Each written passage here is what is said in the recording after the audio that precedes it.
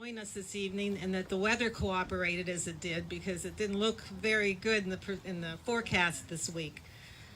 Before we get started, I'll just love to tell you a little bit about, we're from the Grove City Area Historical Society, right down in town on College Avenue. And this is our second cemetery walk. Last year, we walked the old Presbyterian Cemetery, which is over on Greenwood Drive. Mainly the reason being because that's where the founders of Grove City are buried, Valentine and Margaret Cunningham, who started the Cunningham Mill on Wolf Creek there.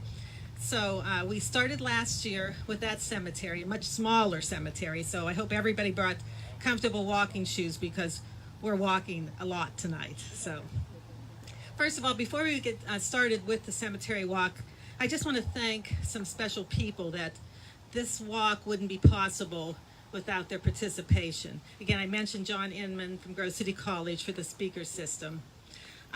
All the work on the researching and planning of this event, it was they joined me, Jane Cleary and Camille Sadler.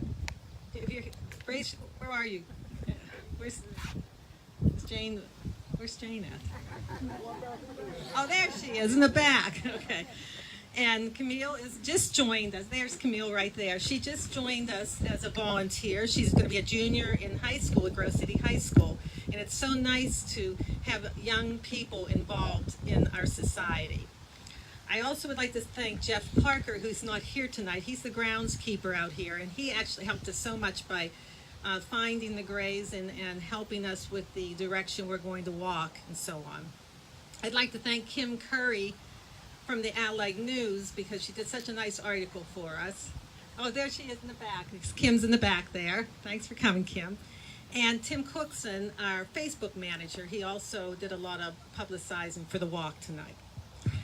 So before we begin, I just want to caution you when we're walking. Not only is the ground a little damp, but Jeff told us that it's very uneven, partly due to the fact that a lot of these graves are so old that the people buried were buried in wooden coffins, and they've since deteriorated, and thus the ground has sunken. So, you want to be careful. We're going to try to stay on the road and walk as much as possible. Okay, we're in front of the mausoleum of Mary Fithian Regal. Now, unfortunately, we don't know a lot about Marion, but except that we believe she is the daughter of Dr. E.J. Fithian, who we're going to be hearing about 4 more grave sites. So we'll tell you a little bit more about him at that point. But we thought this was just a good starting place with where the parking was and for people to gather. So now we're going to move. You can follow me, and we're going to go to Dr. Menzies.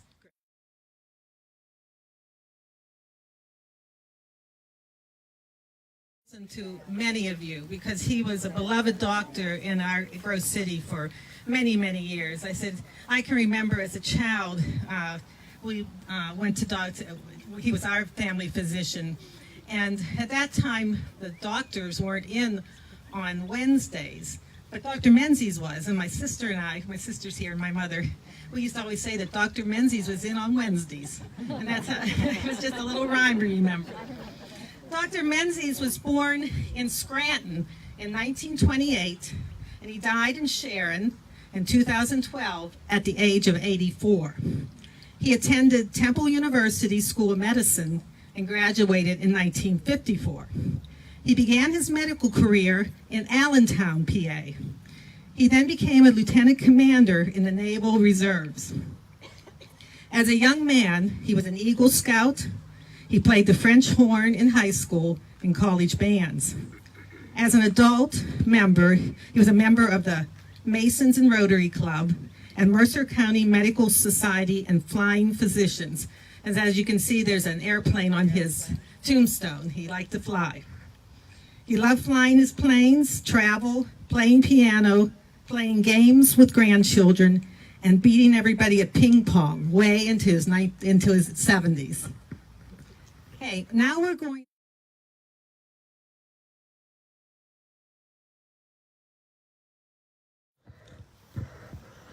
Okay, L.C.J. Bennett. She was born in 1879 in Indiana County, PA, and she was born in a log cabin. She died at age 92 in 1971. Her mother was Margaret Sawyer. She was a cook for the family-owned timber. And the father was a Civil War veteran, 172nd Pennsylvania Infantry. She had 2 sisters and 4 brothers. In 1898, she married Charles William Bennett. This tintype that Jane is holding here was taken on her wedding day in a dress that she made herself. Her husband was a talented Finnish carriage painter, and he painted pinstriping and letters on the buggies. And because of that, the family moved in 1915 to Grove City while he began working for McKay Carriage Works in Grove City. The Bennetts had 6 sons. All 6 lived and raised their families in Grove City. Their first home was on McConnell Street in the 1930s. Then they moved to a house on Broad and Blair Streets, where she operated a boarding house. Previously, she had worked at Grove City College and the Penn Grove Hotel. And it was quoted that it said, "Many men riding the rails, looking for work during the Depression, knew they could get a good meal at the Bennett's boarding house." And this information was related to other hobos by secret signs that were left by the house. And during the 1940s, Elsie had rooms for servicemen during World War II. Elsie loved to sew. She hand-sewed quilts for her family members. And one of her quilts was donated and is on display at our Historical Society, if you're interested in stopping down and seeing them. Okay, now we're really going to take...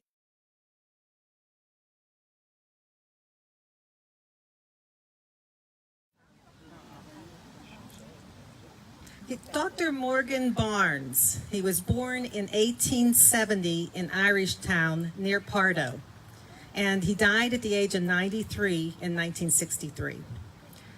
According to Fred Weiland, at his 1993 talk to the Grove City Rotary Club, Dr. Morgan was at one time Grove City's Renaissance man, a remarkable scholar, marvelous educator, and great public citizen.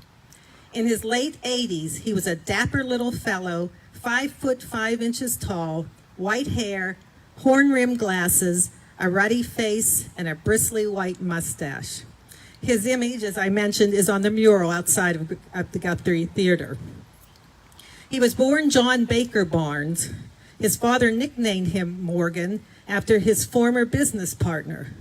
Morgan became his name for the rest of his life. He attended Pine Grove Academy, which later became Grove City College, for 3 years, and at the age of 17, he taught in a one-room schoolhouse. He later completed his studies at Harvard, and languages were his love. He knew so many languages. He spoke English, German, French, Italian, Spanish, Latin, and classical Greek. Some of his accomplishments: he was faculty at Grove City College, and he was Grove City College's first football coach, only because none of the other faculty at Grove City College at that time had ever seen a football game. So they made him football coach. He was professor of Greek at Westminster College and contributed to writing of their alma mater. He persuaded William George to build the George Junior Republic and was an early board member. He was vice principal of Northwestern Normal School of Pennsylvania in Edinburgh. He was chairman of the board of the Grove City National Bank and editor of the bank's monthly magazine. He was founder of the Mercer County Historical Society and was known as probably one of the most important historians of his time in the Grove City area. At the request from Ray Bryant and George Kettler, he raised the funds needed to form the Highland Band. So he was very instrumental in forming the Highland Band. So that's a very important person in our lives. And now everybody knows who's on the side of the Guthrie Theater wall.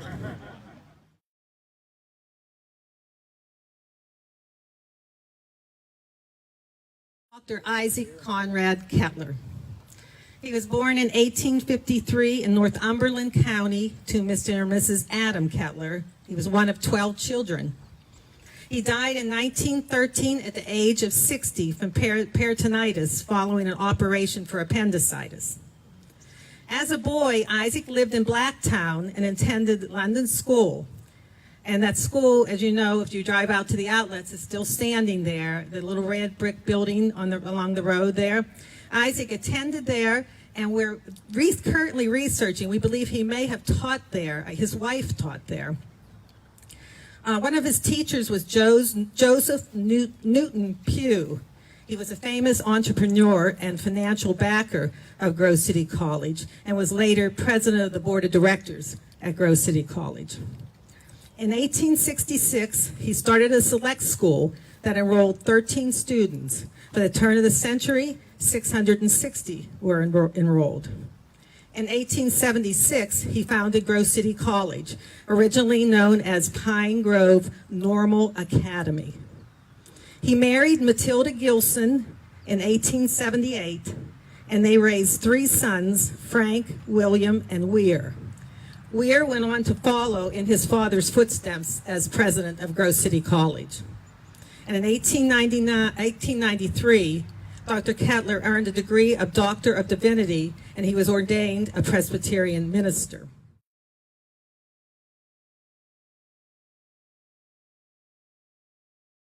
Benjamin Franklin Hanser Jones was born in 1899 in Bloomsburg, Berks County. He died in 1929 at the age of 31 in Grove City. His obituary said he was a sensational football player. He was on 3 different NFL teams, the Canton Bulldogs in 23, the Cleveland Bulldogs in 24, and the Frankfurt Yellow Jackets in 26. I didn't even know those were NFL teams, but I guess back in the day they were.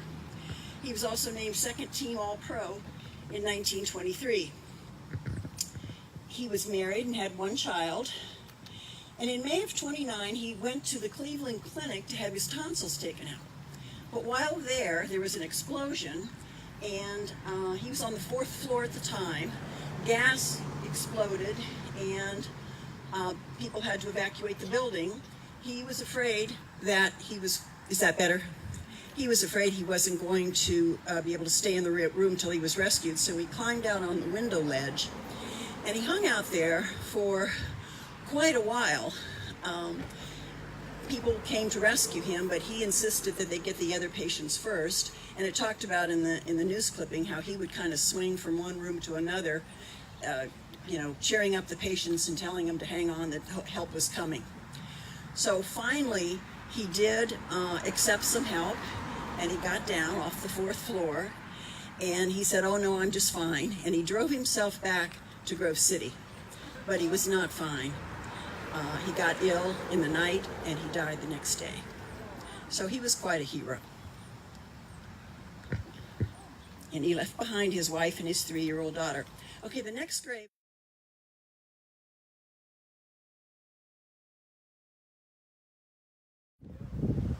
This is the grave of Marie R. Allen Hoagland, and she was born in 1905 in Grove City, and she died at an early age of 29 in the year 1933. When I saw that picture, I thought, oh, she looked like she could have been an it girl with that hairdo. I thought she probably had a wild life and died with a wild life. But no, she was the daughter of Mr. and Mrs. Robert Allen of Madison Avenue. Excuse me. She was married to Robert L. Hoagland, and they lived on Liberty Street with their 3 children. On November 5th, 1933, the roads were very icy, but Marie and 2 of her friends wanted to drive to Altoona. One of the women was married, and she had visited her family here in Grove City, Betty Fleck Findley, and it was time to go back to her home in Altoona. And they knew that there was going to be sleet and freezing rain, and so they took precautions. They hired a man who worked in the local garage here in Grove City, and he was to drive them back. But they did run into an icy storm. He skidded and the vehicle went over the pavement and struck a pole, and Mrs. Hoagland and her friend Esther Blair were both killed. They were in the back seat and they were killed instantly.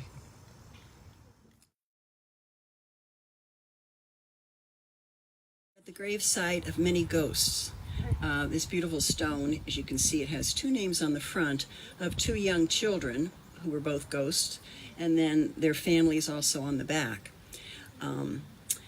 The ghost family, I'm talking about Elizabeth Florence Leda Phipps Ghost. She was born in 1874 here in Pennsylvania. She died at the age of 62, and she was the daughter of William Canaan Phipps and Elizabeth Jane Dowds. Leda married the farmer John Dickey Ghost on February 18th, 1897 in Franklin, Venango County, and they had 5 children, including Leonard and Edward. I think that's the 2 young boys on the front. You can see they weren't very old when they died. Looking in Ancestry.com, I was able to find their death certificates, and they died of pneumonia, it said. But I looked and I could see that there was a cholera plague in 1910 and 11, and there was also a flu epidemic. And there was a word on the death certificate. I couldn't read it first, and then it looked like it said cholera. It was a strange spelling of cholera, but I think that's what the doctor might have indicated was possibility. I think this is an interesting stone because I don't know if any of you are members of the ghost family. Anybody here have a ghost or a Phipps in their family? If you do, you may be descended from Jacob Walter. Jacob Walter was a Revolutionary soldier who was in Venango County, and a lot of his descendants came to this area. And there was a woman in town here who kept meticulous records of the descendants of the Walter family. She had 18 notebooks, and they were this thick. And the Western Genealogical Society found out about these. They came and looked at the records, and they found that they were so excellent in terms of the precision and the factualness of the records that they microfilmed them. And then we had them put on a DVD. So those records are available to any of you who are trying to document your ancestry all the way back to the Revolutionary War. She was able to help several hundred people get into the Daughters of the American Revolution because of the accuracy of her information. So these are some of the names of the people in town: Beach, Beatty, Coast, Coulter, Eakin, Grossman, Hubbas, Huffman, Irwin, Kettler, Martin, Mays, McFadden, McFeeters, Meals, Phipps, Riddle, Simcox, Serena, Van Dyke, and Walters.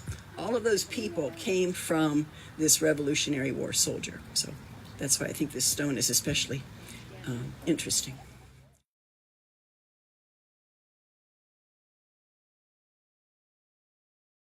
A little hard to read the stone, but it is the grave of Colonel William Alexander Coulter. A lot of Coulters in the area.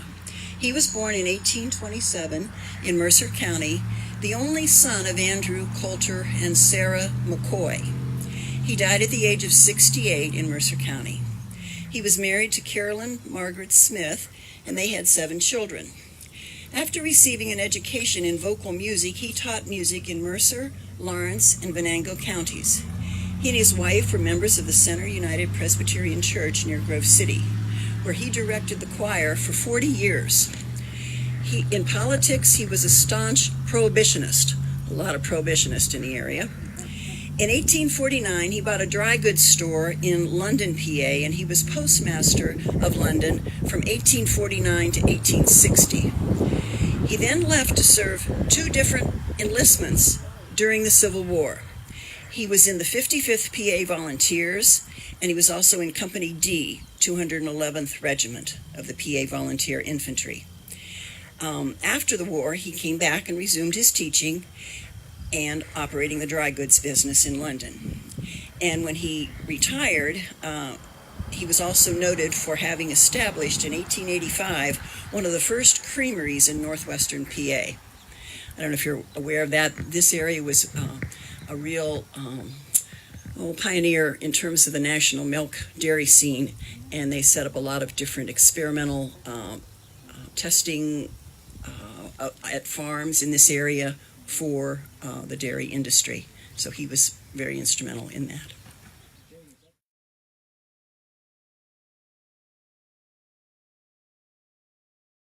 He was born in East Ayrshire, Scotland, which is evidently on the southwestern section of Scotland. And his wife, Mary Ballantyne, was also born there. And the census, which we have access to, we have the International Database for Ancestry, which gives us census for a lot of the British Isles. It shows that at the age of 15, he was a coal miner in Scotland. So his wife and he married, and they had 3 children in Scotland. And then when he was 39 years old, they emigrated from Scotland and came through New York to Grove City. They had 10 more children. And of course, he put them to work in the mines. We looked up the census for when they were here, and we see that his 11-year-old and his 13-year-old had joined him, and they were listed as miners. He lived till he died in 1899. He was the great-grandfather of Lillian Millsop, who was one of our dear members of the Historical Society, and she passed away this spring. So, special remembrance of her as well.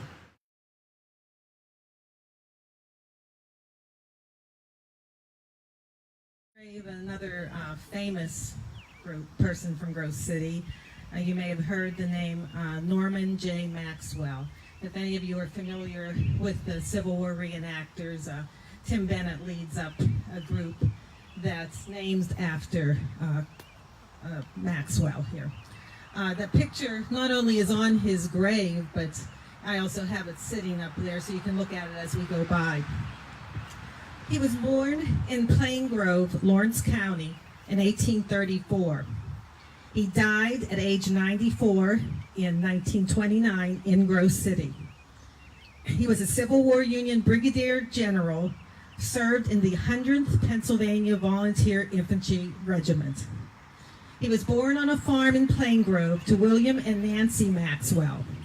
In 1851, he left his home for Mercer, where he learned the wagon and carriage making trade. And in 1853, at age 19, he married Elizabeth Campbell of Slippery Rock.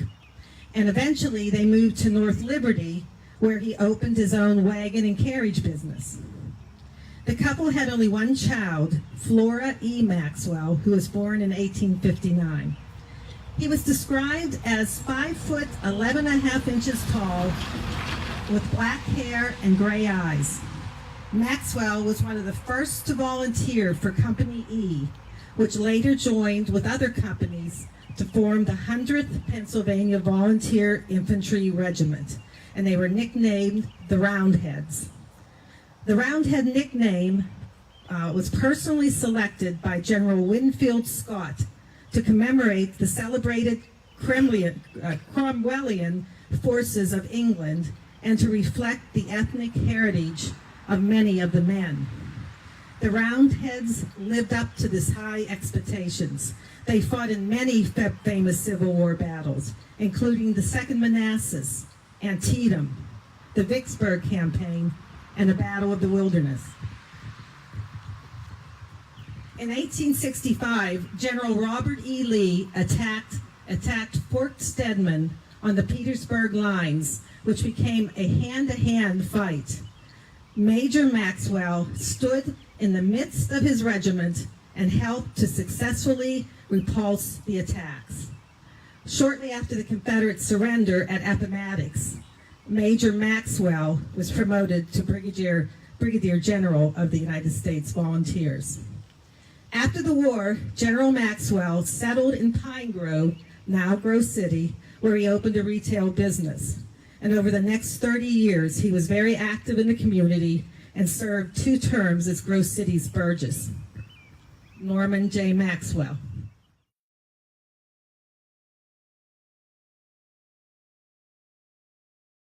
Garfield Campbell. He was born in 1881 in Grove City to Newton Campbell and Mary Eva Jameson Campbell. He died at age 74 in 1956.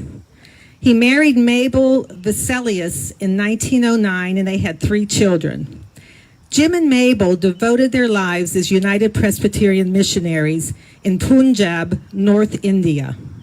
He was described by his nephew as having a zest for life.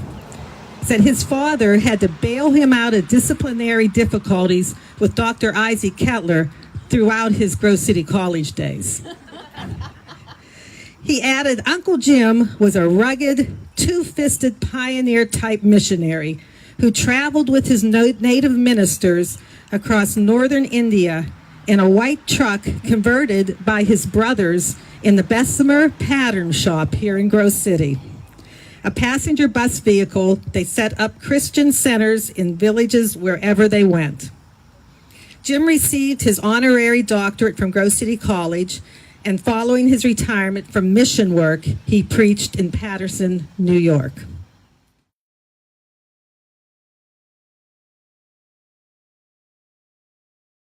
McCoy. Fred was born in Pine Township in 1883, and he died in Grove City at age 67 in 1950.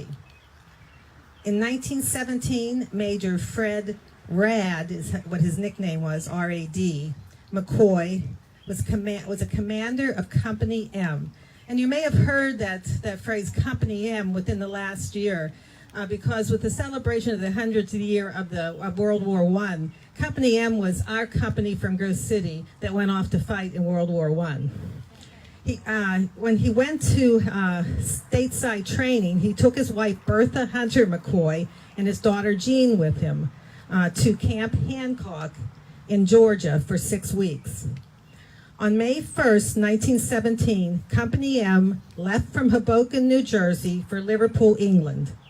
Grove City's Company M's militia was thrust into World War I when they arrived in Calais, France.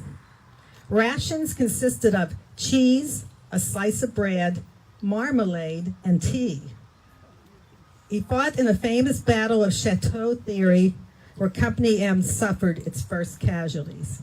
So this is Fred McCoy, one of our Company M veterans. Now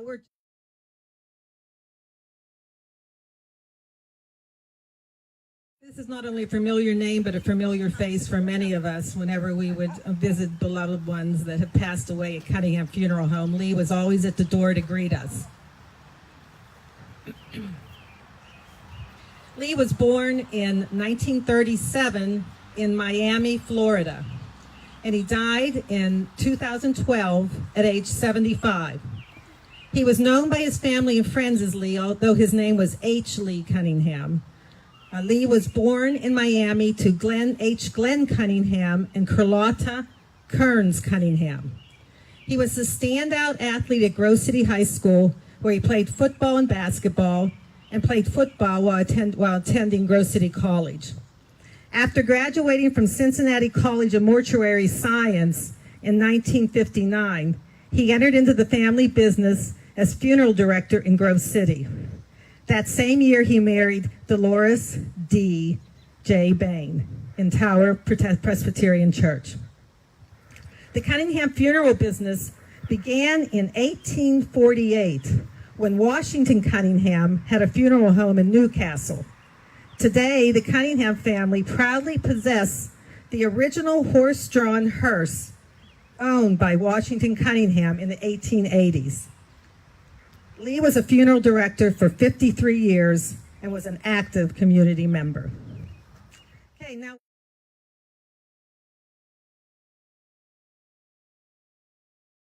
Fithian. Dr. Fithian was born in 1863 in Portersville, Butler County. And he died at, well, they're not sure, either 89 or 90 in 1953. We don't have his actual month and date. Dr. Fithian was a multifaceted individual.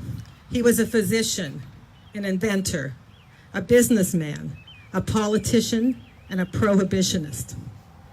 The son of a cabinet maker, as a carpenter, he worked his way through Grove City College, and West Penn Medical College, receiving his medical degree in 1892. In 1898, Dr. Fithian and John Crothers started a factory in Grove City making a gas engine with a friction clutch, the Bessemer Gas Engine Company. Later to merge with other companies to form Cooper Bessemer, and in 1965, the company became Cooper Industries Incorporated. Dr. Fithian was an inventive mind. Dr. Fithian's inventive mind ran rampant. He continued to invent improvements for the company and his home. He had one of Grove City's first swimming pools. He would not tolerate smoking, swearing, drinking, dancing, or gambling. And when he was elected mayor, he shut down all Sunday business in Grove City. And he was associated with Wendell August Forge until they began making beer mugs. A Pittsburgh paper ran a picture of him as a prohibitionist and alongside a Wendell August beer mug, and that was the end of Wendell August for Dr. Fithian. Dr. Fithian will long be identified with his touring motorhome, which is probably one of the country's first mobile homes. In 1918, he ran for governor on the prohibitionist ticket. And to aid in his campaign, he designed what Grove City Herald called Win the War Prohibition Car. The 33-foot car had an awning-covered rear platform so Dr. Fithian could deliver his speeches, a big water tank beneath the vehicle that supplied a water system for the toilet, the sink, and the lavatory, a wooden ice box that held up to 50 pounds of ice, and the interior was very posh. It had a 49-horsepower, 6-cylinder engine and weighed nearly 16,000 pounds. It got 3 miles to a gallon of gas with a top speed of 60 miles per hour. A definite gas hog. That's Dr. Edwin Fithian. And you'll meet his counterpart here in just a little bit, John Crothers also.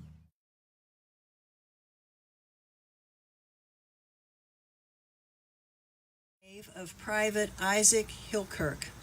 He was born in Pennsylvania in 1838, and he died at the age of 81 here in Grove City in 1920. He was the oldest known child of Francis Hillkirk, born 1817 in Holland, and Nancy Kozad, born 1820 in Sharon. He had 9 siblings, all born in Mercer County. In 1863, he married Minerva Buchanan in West Middlesex, and they had 9 children, all born and raised here in Mercer County.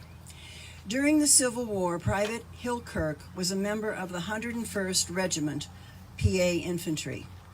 Following the siege of Plymouth in 1864, most of the regiment was captured, including Isaac. Those not captured served at the garrison at Roanoke Island until June 1865. So Isaac spent 8 months in the Anderson or Andersonville prison, which you've probably all heard about.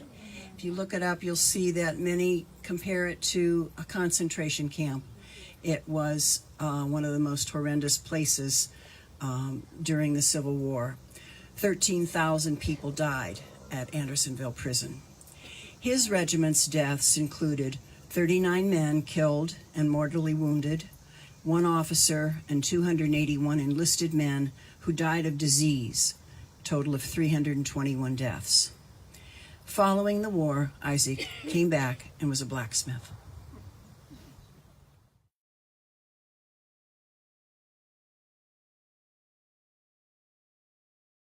Beriah Caldew Montgomery.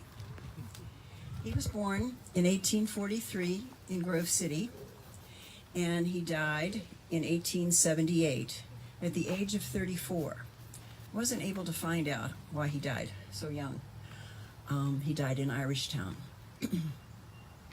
Beriah was the oldest son of John B. Montgomery and Eliza Barnes, who are also buried in Woodland Cemetery. And I wondered, was that Barnes related to the character? You think they were? Oh, Dr. Morgan Barnes. yeah, Dr. Morgan Barnes. he married Roxana McKee on the 25th of August, 1869. She married a second time Marcus Ziegler, and he's buried in East Jordan Church, Illinois. Mariah was a Union Army soldier during the Civil War. He received a BA degree from Westminster College in 1869. He was minister of New Salem Presbyterian Church in Annisville, Butler County, from 1873 to 1876.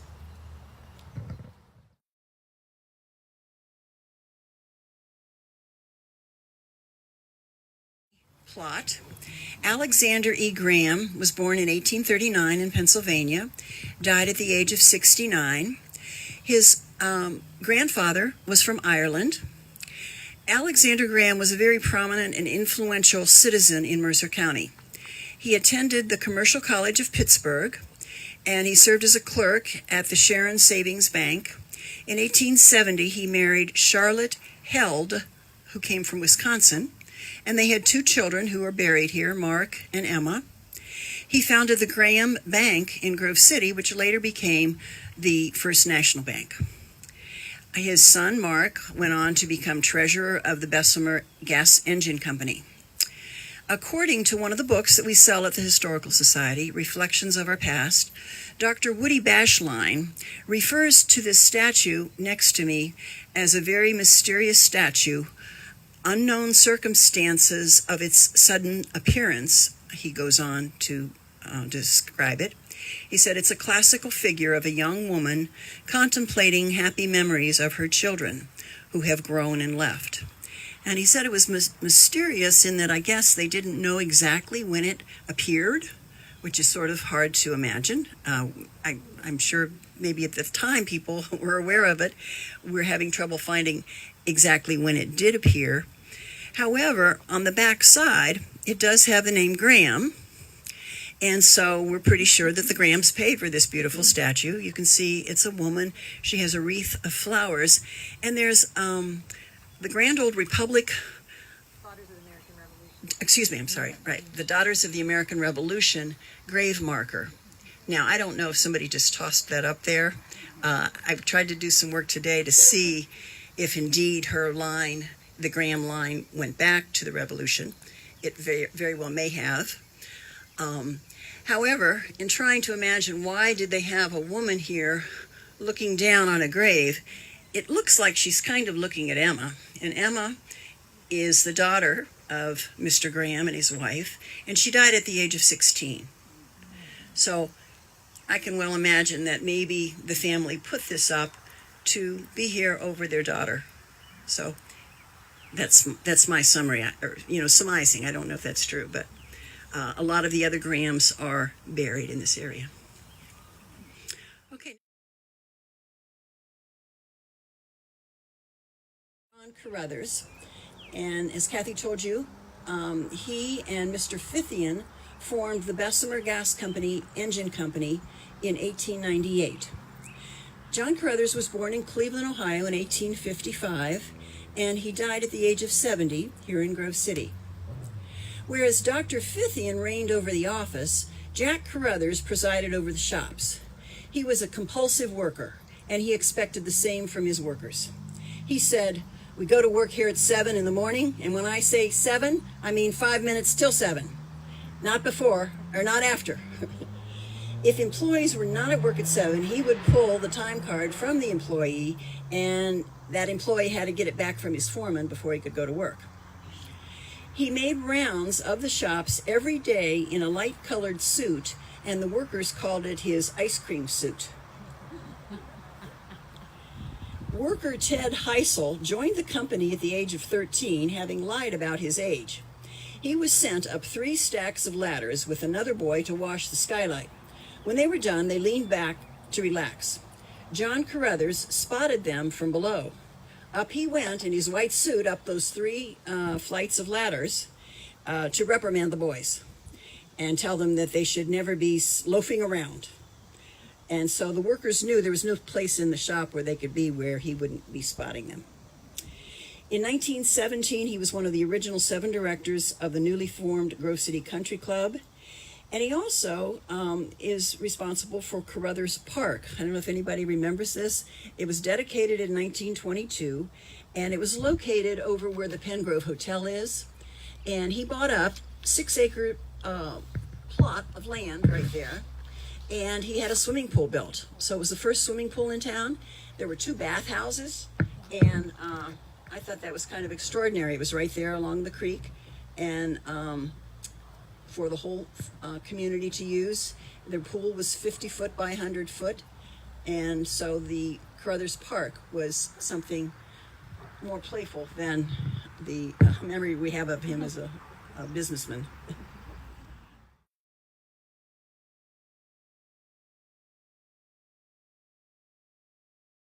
Here we have Sergeant Eugene Gene Miller Jr. Maybe some of you know the family.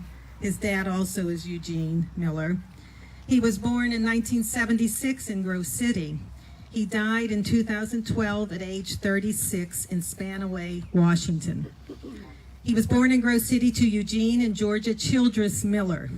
He graduated from Grove City High School in 1995, attended Indiana University of Pennsylvania, and graduated from Mount Olive College in North Carolina in 2003 with a bachelor's degree in business administration. In 1999, he married Rebecca Echeverria, and they have 2 children. Also in 1999, Gene enlisted in the Air Force. At the time of his death, he was a tech sergeant at McCord Air Force Base in Washington. He received many awards throughout his military career. Gene excelled in football in high school and college, and winning many awards as a defensive player. My son Adam went to high school with Gene, and I asked him to recall something about Gene, and he just said that Gene was loved by all his friends. He had a contagious smile and was the nicest guy, but also a fierce competitor when playing sports.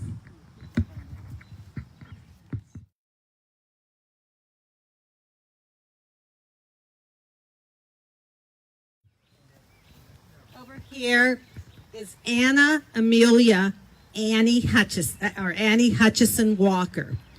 She was born in 1861 in Butler County. She died at age 61 in 1922 in Grove City. Anna Imelda Hutchison was the daughter of William Moorhead Hutchison and Eleanor Larimore. She married John Marsh Walker in 1880, and they had 9 children. When the children were small, some of the children, they lived in LaPorte, Macon County, Missouri for a few years on a farm near the parents of Jesse James. They told the stories of sitting on their front porch and watching the teenage Jesse James and his brothers ride by their farm on horseback, heading for town where they were known troublemakers. About 1900, the family migrated to Pennsylvania by wagon train. There were no bridges, and they had to cross the Missouri River and all the mountains in their wagon train. So that's the mother. Now beside her, here buried, is Stella, one of her children. And Stella was born in 1889 in Missouri, and she died in 1952 at age 63 in Grove City. Some records that we look back through suggest that she had a twin brother, but that wasn't one of the children listed with the other names of the children. The brother's name was Ray, in addition to her other 8 siblings. So since we could find no reference to Ray, that exists, we were thinking that maybe he died soon after birth. So that's the Walker family. Okay, we have...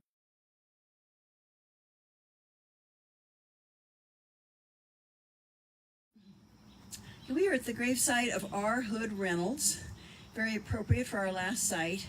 He was born in 1882. His mother was from Ireland, and his father was of Scots-Irish descent, as many of the people in Grove City were.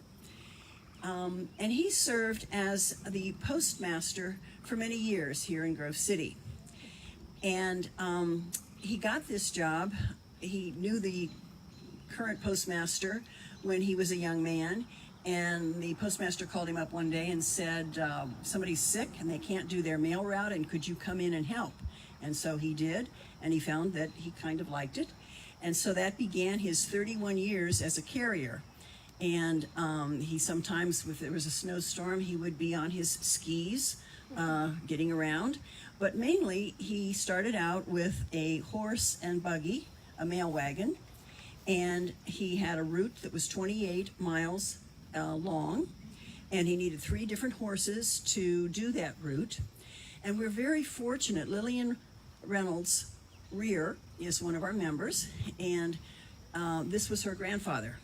And her family had the mail wagon that he used. And we believe that it may be one of the last horse-drawn mail wagons in the state.